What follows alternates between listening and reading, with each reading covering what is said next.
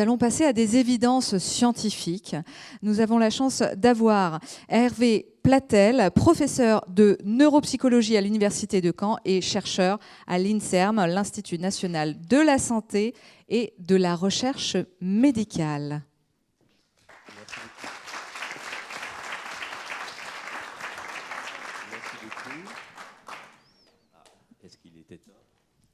Normalement, on vous suit.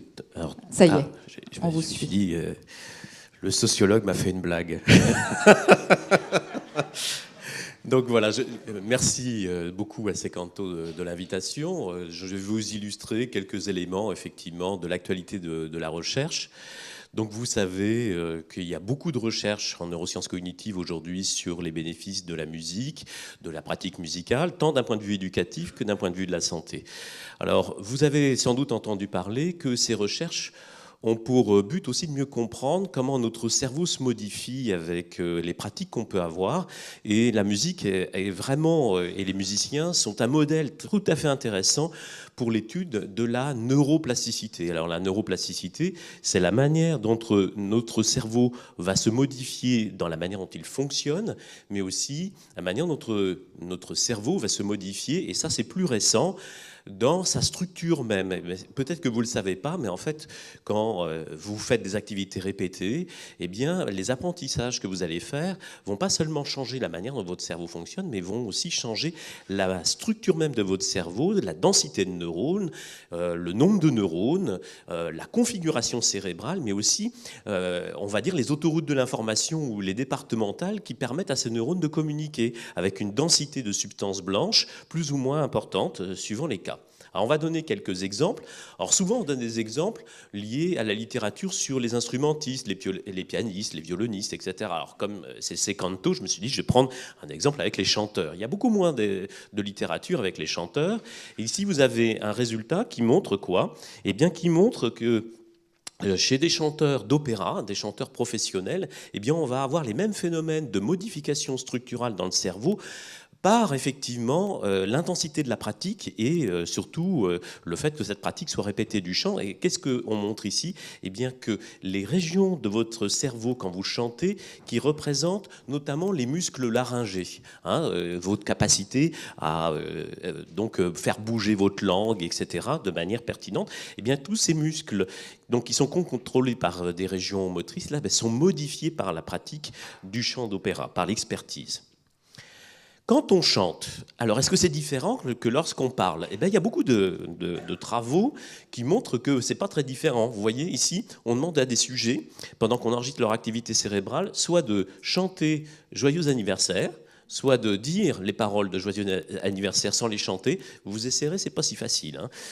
Donc, de dire « Joyeux anniversaire », mais sans chanter.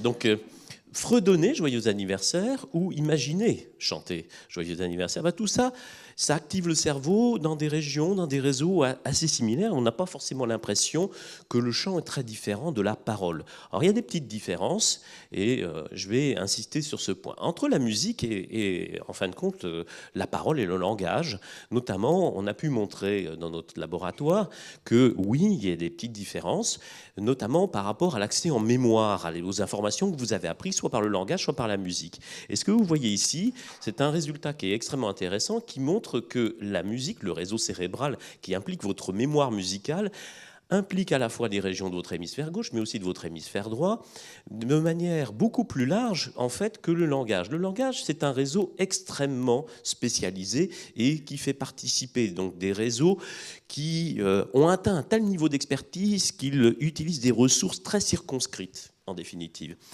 Alors ça, c'est très intéressant, mais pour le coup, quand il y a une maladie du cerveau, eh bien, il se trouve... excusez-moi, j'ai un rhume, j'ai peur d'avoir la voix qui part.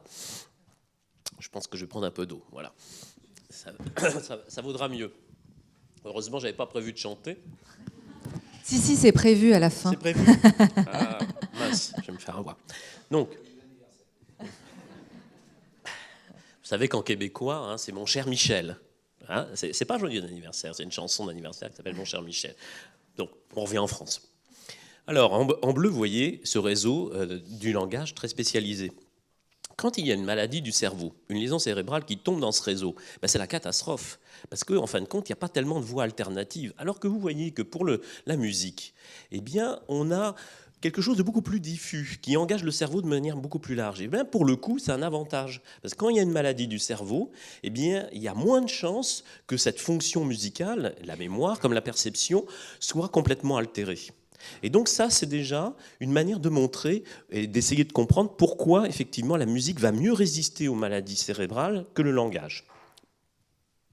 Dans notre laboratoire, on a aussi montré que les musiciens, eh bien, ils n'avaient pas seulement une oreille améliorée, des régions auditives, des régions motrices modifiées, mais que apprendre la musique, eh bien, ça modifie aussi largement les régions de la mémoire. Et ce que vous voyez là, ce sont les structures qu'on appelle les hippocampes. Et les hippocampes, effectivement, ils sont modifiés par la pratique musicale. Alors ça nous intéresse dans mon laboratoire, parce que mon laboratoire, lui, s'intéresse particulièrement à la mémoire humaine et à ses troubles.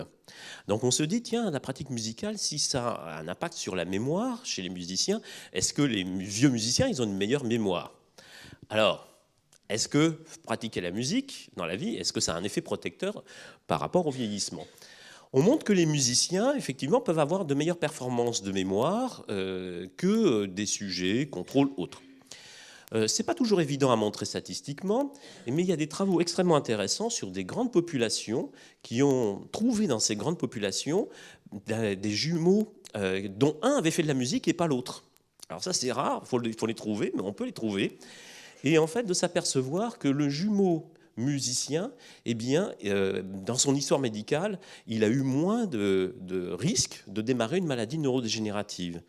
Et chose encore plus intéressante, dans ce travail donc, publié récemment, eh bien, on montre que chez des paires de jumeaux monozygotes, c'est-à-dire ils viennent du même œuf, ils ont strictement le même code génétique, eh bien, on a en fait deux jumeaux dont un a fait de la musique, et celui qui a fait de la musique, il a des modifications de son cerveau que l'on ne trouve pas dans celui qui n'a pas fait de musique.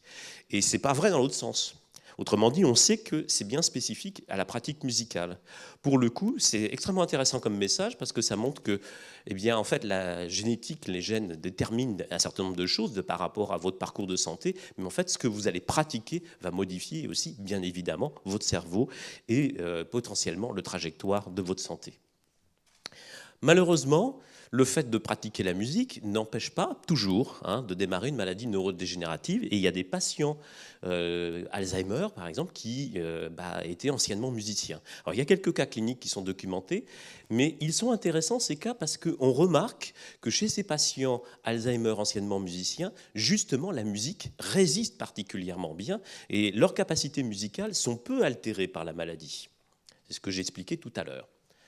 Alors, les interventions musicales dans la maladie d'Alzheimer, il y a deux grands types d'approches. Soit la musique est un outil de médiation, j'insiste pas là-dessus, soit de plus en plus on utilise la musique un peu comme un médicament, avec beaucoup de guillemets évidemment. Soit en la faisant écouter pour arriver à obtenir de la relaxation, diminution de l'anxiété, soit pour stimuler aussi ces patients. Dans les deux cas, ces actions tendent au maintien des fonctions cognitives, à la diminution des troubles comportementaux. On a fait des méta-analyses, des revues sur cette littérature, et c'est intéressant effectivement de constater que on a une accumulation de preuves sur les bénéfices, même si c'est jamais assez au vu effectivement des critères de la médecine, où il faut effectivement arriver à démontrer qu'on a bien un effet qui dépasse l'effet placebo, et c'est pas si simple parce que l'effet placebo, il faut se rendre compte que dans les études sur cet effet, eh bien, on peut montrer qu'en croyant prendre un médicament antidouleur, par exemple, vous pouvez réduire la dose des médicaments antidouleurs de 20, 30%, 40%, alors même que vous ne prenez rien. Et quand on dit, oui, mais l'écoute de la musique permet de réduire les médicaments antidouleurs de 40%, on nous dit, oui, vous êtes dans la plage, en fin de compte, du niveau d'intervention de l'effet placebo. Donc, ce n'est pas si simple. Les patients Alzheimer qui sont très détériorés, Vous connaissez peut-être ce documentaire qui vient des États-Unis, qui s'appelle le Live Inside, et qui montre effectivement quelque chose que, si vous avez été sur le terrain, que vous avez peut-être remarqué, cet éveil, en fin de compte, des patients, parce que chez les patients à un stade avancé, il faut lutter contre surtout l'apathie. L'apathie, c'est-à-dire ils regardent leurs chaussures, ils font rien, si on ne va pas les stimuler. Et en fait, la musique, et notamment la musique, les anciens morceaux qu'ils connaissent, a ce pouvoir d'éveil qui est assez incroyable. Ils sont beaucoup plus présents, ils vont se remettre à communiquer alors que c'est très difficile. Ce que l'on a pu montrer donc, aussi là, avec des travaux de terrain, mais aussi des travaux expérimentaux que l'on a réalisés ces dernières années, c'est qu'au-delà du bénéfice comportemental et de l'éveil, on pouvait aussi obtenir des effets d'apprentissage qu'on n'avait pas du tout anticipés.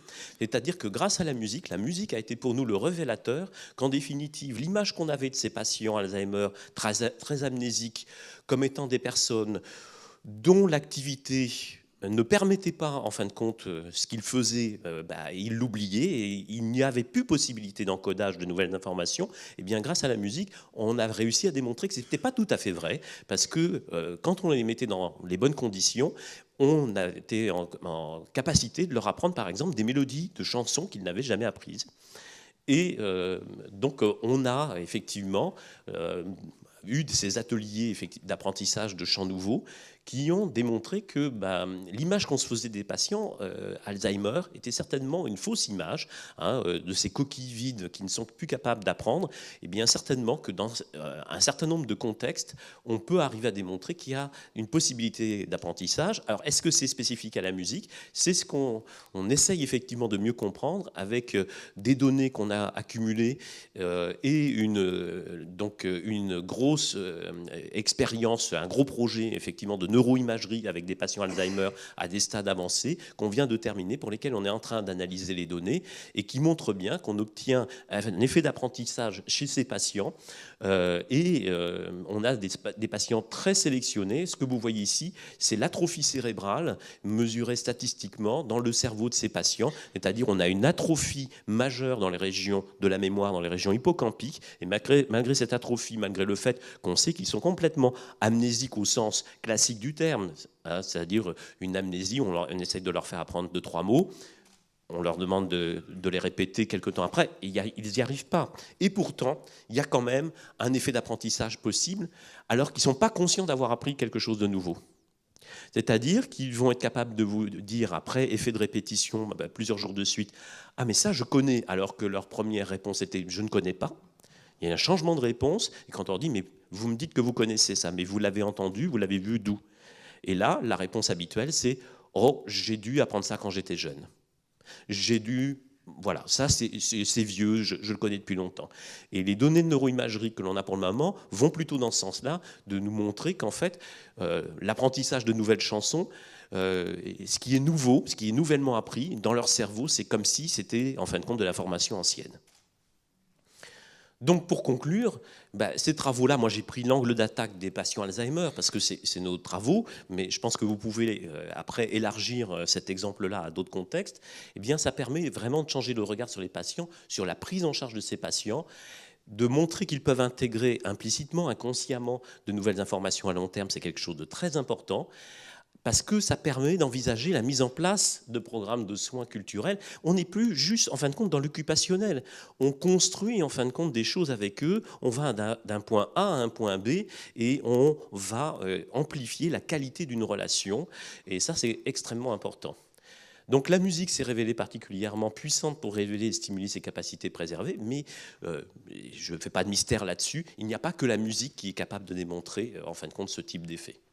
Voilà, si vous voulez en savoir plus, notamment je vous conseille Neuropsychologie et Art qu'on a fait avec différents collègues, donc qui reprend un certain nombre de chapitres sur ce qu'on peut dire sur l'effet de l'utilisation de la peinture, de la musique, de la danse, on va en parler, du tango notamment, il y a un chapitre sur le tango, donc chez des patients et dans différents contextes. Je vous remercie.